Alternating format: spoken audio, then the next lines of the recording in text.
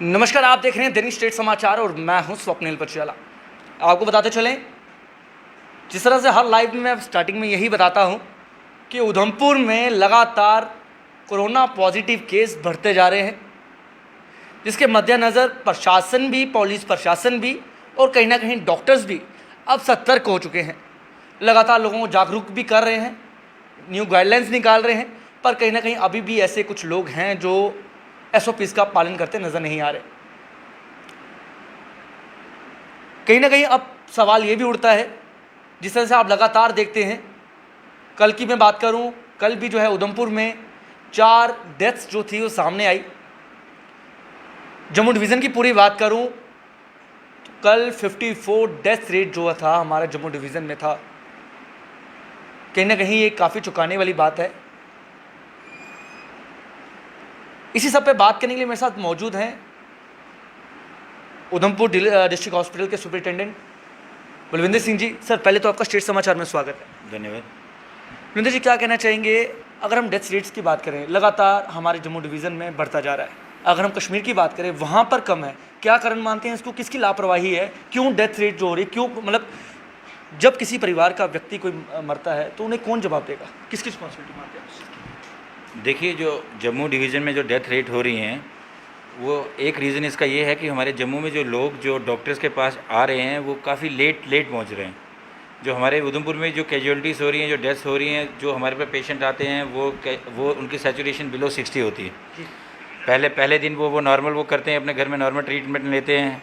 फिर कोई आधे फांडे करवाने वाले भी होते हैं, वो सोचते हैं ऐसे ही है कुछ नॉर्मल, वो भी करते हैं। फिर अपनी दवाइयाँ भी खाते हैं, 8-10 दिन हो जाते हैं। उसके बाद जब डिजीज़ सीवियर हो जाती है, वो हॉस्पिटल लैंड अप करते हैं, लेकिन तब तक उनके फेफड़े 30 से 40% ख़त्म हो गए होते हैं, तो उनको सर्वाइव करना बड़ा दिक्कत हो जाती है। तो ये एक बड़ा रीज़न है कि एक जो हमारे जम्मू में है, जम्मू में डेथ के रेट कश्मीर से कंपेयर करें तो लिटिल ज़्यादा है। और दूसरी एक चीज़ और है जो हमारी डेथ रेट का कारण ये है कि जैसे कि जो हमारे आप फार फ्लंग एरियाज़ देखिए, जैसे बसंतगढ़ हो गया, पंचारी हो गया, फिर आगे मोंगरी आता है, फिर उसके आगे जैसे बरियत वगैरह आता है। तो जो उनकी रोड कनेक्टिविटी है, जो लोग रह रहे हैं उनको 5 किलो, अगर कोई सिक भी होता है वो 5 किलोमीटर पहले वो पालकी या घोड़े पे वो रोड तक पहुंचते हैं। फिर उस रोड से वो हॉस्पिटल, डिस्ट्रिक्ट हॉस्पिटल आने के लिए कम से कम उनको 4-5 घंटे लग जाते हैं। तो ये भी एक रीज़न है। अगर थोड़ा सा बुखार होता है, वो लोकल जो अपना वहाँ लोकल जो केमिस्ट होते हैं या लोकल जो वहाँ जो लोकल अपने एनओस वगैरह होते हैं, तो उनसे मेडिसिन लेते हैं। तो जब ठीक नहीं होते हैं तब वो हॉस्पिटल पहुंचते हैं। तो जब वो यहाँ हॉस्पिटल आते हैं, जब हम उनकी सैचुरेशन देखते हैं तो वो 60-50 काफ़ी कम हो जाती है। तो सर्वाइव करना बहुत कम हो जाता है, उनका सर्वाइवल रेट कम हो जाता है। और जो दूसरे लोग हैं जो हमारे पास इमीडिएट, जैसे उनका फर्स्ट सिम्टम कोई फीवर का आया हुआ है या उनका सोर थ्रोट है, वो जो आके टेस्ट करवाते हैं और पॉजिटिव हैं, आते हैं, उनकी सैचुरेशन 94, 95, इवन कि 96 होती है, उनका लोगों का सर्वाइवल रेट बहुत ज़्यादा है। तो अब हमें क्या करना चाहिए सर कि हम डेथ रेट्स को कम करें? देखो, अगर डेथ रेट आपको कम करनी है, जितने भी हमारे ये लोग हैं उनको थोड़ा जागरूक होना चाहिए। कोई किसी का गला ख़राब होता है, थोड़ा सा फीवर आता है, कहते हैं यार मैंने ठंडा पानी पी लिया था, ठंडा पानी पी लिया, ये हो गया, ठीक है। कोई भी थोड़ा सा बुखार होता है कि नहीं जी हमें सर्दी लग गई होगी। आजकल आपने देखना, आपको कोई भी बुखार होता है, ये पैंडेमिक है, तो आपने पहले सोचना ही है ये है कि ये कोरोना हो सकता है। जब भी आपको बुखार होता है या सोर थ्रोट कुछ भी होता है, आपने सबसे पहले जाके अपना टेस्ट करवाइए, रैट टेस्ट करवाइए। सवाल करना चाहूँगा, ये मेरा सवाल नहीं है, जनता का सवाल है। सवाल ये है, लगातार जब भी कोई डेथ होती है उसको जो है कोविड का नाम दे दिया जाता है कि पॉजिटिव पेशेंट था, उसकी जो है मृत्यु हो गई। क्या जब से कोरोना चल रहा है, क्या जिस तरह से पहले देखते थे हम, जब कोरोना का नाम भी नहीं था, तब कोई हार्ट अटैक से डेथ होती थी, तब कोई किडनी फेल किसी की होती तब डेथ हो जाती थी, बीमार होता था तब डेथ हो जाती थी। क्या जब से कोरोना की लहर है, क्या आपने भी कभी इस तरह का सुना कि हार्ट अटैक से डेथ हुई है? क्योंकि लगातार हम यही सुनते हैं कि पॉजिटिव के कारण जो है व्यक्ति की मृत्यु हो गई। देखो, ये कोरोना कैसे बॉडी पे एक्ट कर रहा है ये अभी स्टडीज़ होंगी, लेकिन जो हम देख रहे हैं, कोई ये अपने ये ब्रेथलेसनेस से मर रहा है, लंग्स के ख़राब होने की वजह से मर रहा है, किसी को एम्बुलिज्म हो रहा है जिसके हार्ट अटैक से मर रहा है, किसी की स्पाइन में इन्वॉल्वमेंट हो रही है जिसकी वजह से उनकी टांगें चलना बंद हो रही हैं, ठीक है। ये डिफरेंट है। लेकिन कोरोना इसलिए देखो, लोग कहते हैं कि ये डेथ, जैसे कल एक पेशेंट हैंगिंग का आया था कि ये उसका हमने टेस्ट किया, वो पॉजिटिव आया। अभी कोरोना इतना फैल चुका है कि हर तीसरा बंदा हमें जो टेस्ट करते हैं, हमें लगता है वो टेस्ट करते हैं तो वो पॉजिटिव आता है। तो कोरोना फैला हुआ है। तो ये नहीं है कि अभी इवन कि एक्सीडेंट भी कोई होता है हम तब भी उसकी जांच करते हैं कि भाई टेस्ट करो उसका कि क्या कारण है, एक्सीडेंट का क्या कारण हो सकता है। कोरोना की वजह से तो नहीं हुआ। अब कोरोना कहाँ है, ब्रेन पे एक्ट कर रहा है, या कोरोना कोई और चीज़ डिप्रेशन ला रहा है, ये किसी को नहीं पता। लेकिन जो टेस्ट हम करते हैं उसमें 10 बंदों का करेंगे, 6-7 बंदों का टेस्ट पॉजिटिव आ रहा है। बलविंदर जी, कहीं ना कहीं लोग जो है, जिस तरह से डॉक्टर भी कहीं ना कहीं लोगों को लगातार जागरूक करते नजर आते हैं। पुलिस प्रशासन की बात करूं या उधमपुर जिला प्रशासन की बात करूं, डीसी मैडम की बात करूं, लगातार प्रेस कॉन्फ्रेंस भी मैडम करती है, लगातार लोगों को जागरूक करती है। पुलिस के जो कुछ वाहन ऐसे हैं जो लगातार लाउड स्पीकर के माध्यम से लोगों को जागरूक करते हैं। उसके बावजूद कुछ लोग ऐसे हैं जो अभी भी कोरोना को डिले में ले रहे हैं, कह रहे हैं कि वो कोरोना जो है कुछ भी नहीं है। क्या आप नहीं मानते, जिस तरह से लगातार जम्मू की अगर हम बात करें, जम्मू में अगर कोई भी वायलेशन करता पकड़ा जाता है तो कहीं ना कहीं डॉक्टर्स जो उन पर सख्ती करते हैं, वो सख्ती इस तरह से करते हैं कि उन लोगों के जो है सैंपलिंग वहाँ पर चौक चौराहों पर की जाती है। तो हमें भी उधमपुर में इस तरह का इनिशिएटिव लेना चाहिए ताकि लोग जो है जागरूक हो सके, लोग जो है घरों से बाहर ना आ सकें। देखो ये पेंडेमिक है, इसमें सिर्फ डॉक्टर्स की रिस्पॉन्सिबिलिटी नहीं है और ये डिस्ट्रिक्ट एडमिनिस्ट्रेशन की रिस्पॉन्सिबिलिटी नहीं है। एक दुनिया में सिविलियंस, जो हमारे सिविलियंस, उनकी भी कोई रिस्पॉन्सिबिलिटी है इसको करने के लिए। सिविलियंस कोई गलती होती है तो सामने बोलते हैं कि ये गलत कर रहे हैं, लेकिन सिविलियन की क्या रिस्पॉन्सिबिलिटी है, वो अपनी रिस्पॉन्सिबिलिटी नहीं समझ रहे हैं।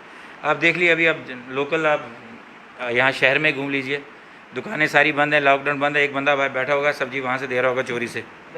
तो ये क्या है बताइए आप। यहाँ हमारे हॉस्पिटल में लोग आते हैं, कोई सोशल डिस्टेंस नहीं कर रहे, लाइनें वो एक साथ नहीं लगा रहे।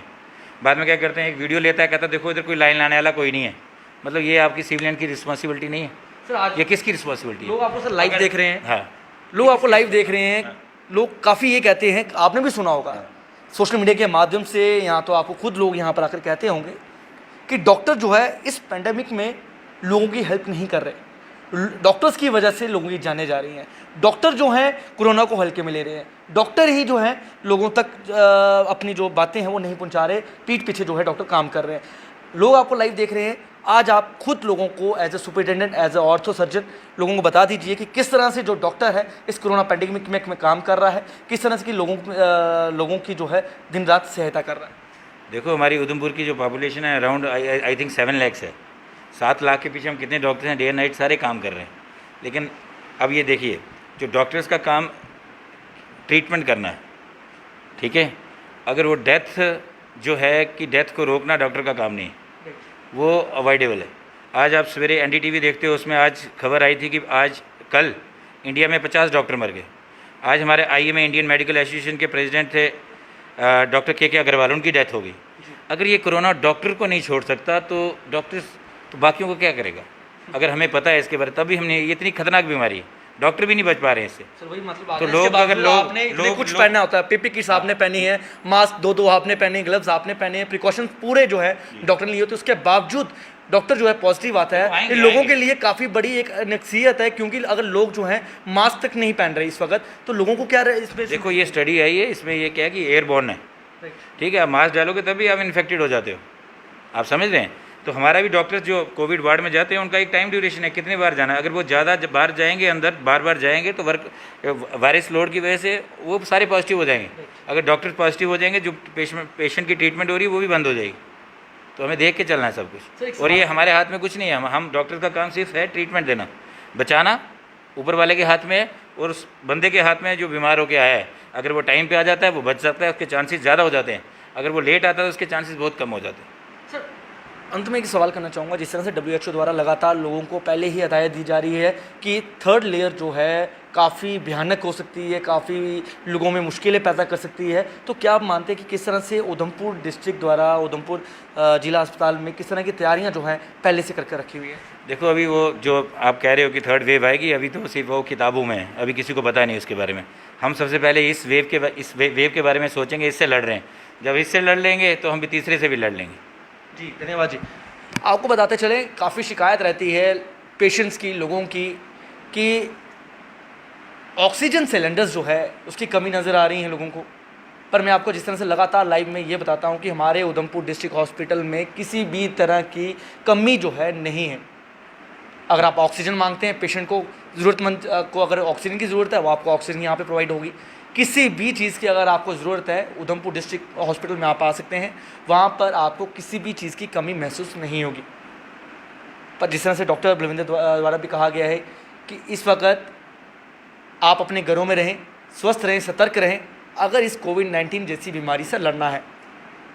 अंत में मैं अपने चैनल के माध्यम से भी लोगों से यही अपील करूंगा, मास्क का उपयोग करें, सैनिटाइज़र का उपयोग करें, सोशल डिस्टेंसिंग का उपयोग करें अगर इस कोरोना वायरस जैसी बीमारी से लड़ना। और जिस तरह से मैं लगातार हर लाइव में अंत में ये बताता हूँ, अगर आपके घर के आस पड़ोस में कोई भी गरीब व्यक्ति है, कोई भी गरीब परिवार है, उसे खाना ज़रूर प्रोवाइड करें ताकि उसे अपनी गरीबीपन का एहसास ना हो। इसी के साथ मुझे मेरे वीडियो जर्नलिस्ट अजय कुमार को दीजिए इजाज़त। नमस्कार।